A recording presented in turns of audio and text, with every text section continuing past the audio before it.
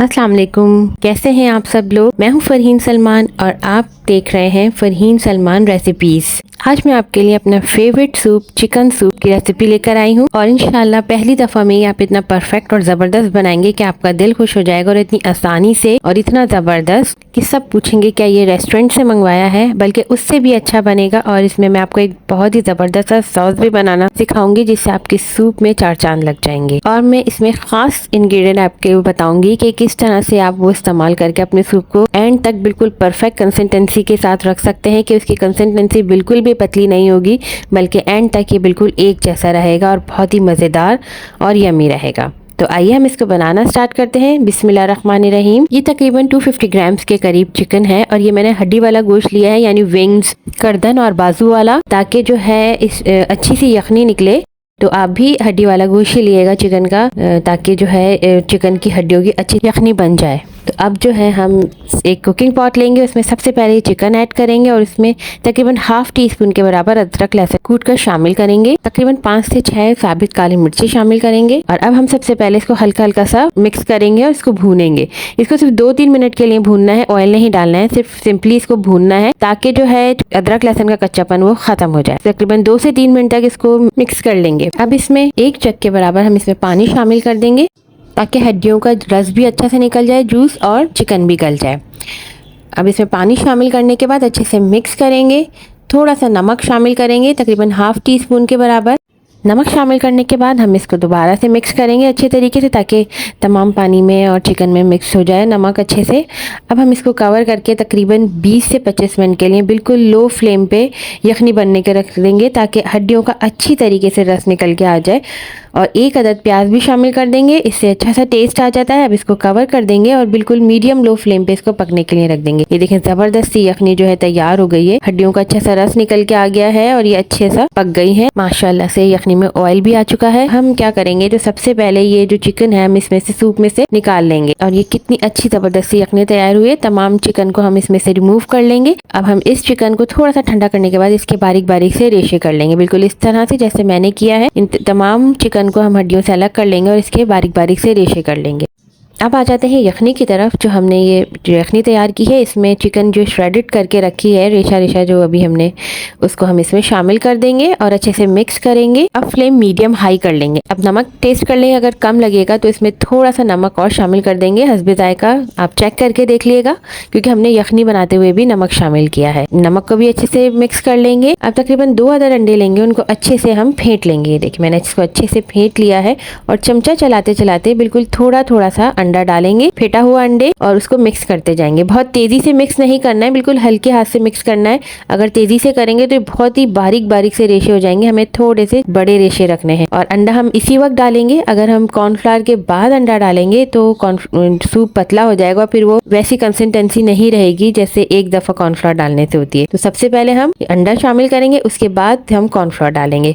Cornflour की जो consistency हमें वो इस तरह से रखनी है, यानी 4:1 का रेशो रखना है।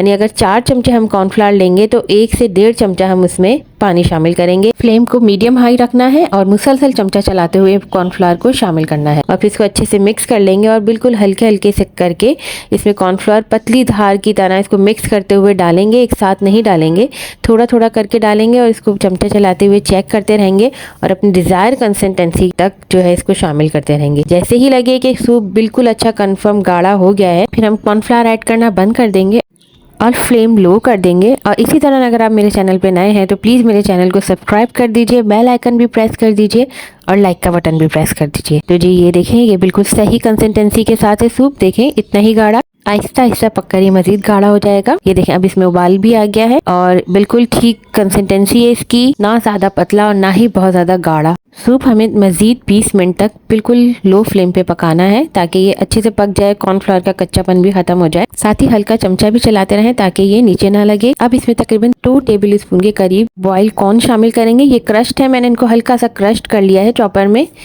और तकरीबन 1 टेबल स्पून के करीब ही इसमें साबित ये कॉर्न शामिल करेंगे, यानी दोनों चीज़ें ये बॉयल हैं, 2 टेबलस्पून के करीब हमने क्रश्ड शामिल किया है और 1 टेबलस्पून के करीब हमने ये साबित शामिल किए हैं।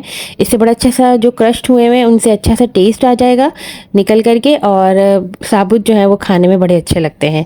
तो इसी तरह से आप ऐड कीजिएगा। अब ये देखें सूप बिल्कुल से तैयार हो गया है। ये तकरीबन 20 मिनट पका है बिल्कुल लो फ्लेम पे।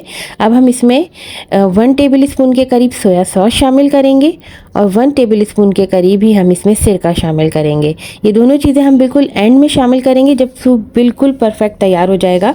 और 1 टेबलस्पून हम इसमें चिली सॉस ऐड करेंगे। ज़्यादा शामिल नहीं करना है क्योंकि हम इसके साथ एक बहुत ज़बरदस्ती सॉस बनाएंगे, तो उससे ये बैलेंस हो जाएगा इसका टेस्ट। ये सब चीज़ें सूप में अच्छे से मिक्स कर लेंगे। और अब सबसे एंड में हम इसके अंदर तकरीबन 1 टीस्पून के करीब पिसी हुई फ्रेश काली मिर्चें शामिल करेंगे। अच्छे से मिक्स कर लेंगे। काली मिर्चें जो है वो बिल्कुल फ्रेश ही डालिएगा क्योंकि उसका टेस्ट और खुशबू बिल्कुल डिफरेंट होती है, तो वो इस सूप में बहुत अच्छा लगता है। अच्छे से काली मिर्चों को भी मिक्स कर लेंगे। देखें सूप बिल्कुल रेडी है और इसकी कंसिस्टेंसी देखें बिल्कुल परफेक्ट है। अब सिर्फ 2 सेकंड के लिए इसको कवर करके रखें और ये देखें सूप बिल्कुल रेडी है। ज़बरदस्त सी खुशबू आ रही है। अंडे, कॉर्नफ्लावर सब का कच्चापन बिल्कुल ख़त्म हो गया है।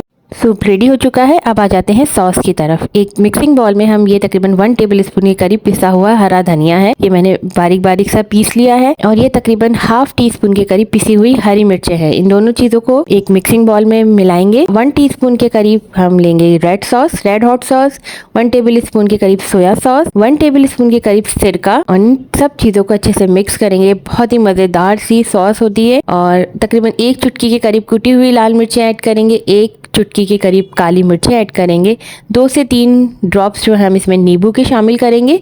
इससे बहुत ही अच्छा सा रिच फ्लेवर आ जाता है और खुशबू भी। और साथ ही तकरीबन 1 पिंच के बराबर जो है हम इसमें लहसुन पाउडर ऐड करेंगे। इन सब चीज़ों को अच्छे से मिक्स कर लेंगे। ये ज़बरदस्त सा सॉस जो है ना ये रेडी हो जाएगा। नमक शामिल करेंगे थोड़ा सा, और ये देखिए ये बिल्कुल ज़बरदस्त सा सॉस रेडी हो गया है।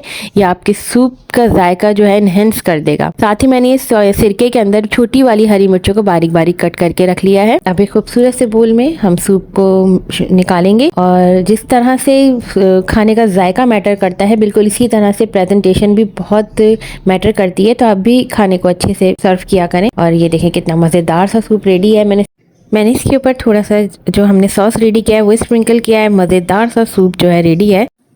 इसको पीकर आपको मज़ा आ जाएगा। और ये इसकी कंसिस्टेंसी बिल्कुल एंड तक बिल्कुल इसी तरह रहेगी ठंडा होने के बाद। मेरी ये रेसिपी आपको कैसी लगी तो कमेंट सेक्शन में आप मुझे ज़रूर बताइएगा। और मुझे दीजिए इजाज़त। अल्लाह हाफ़िज़।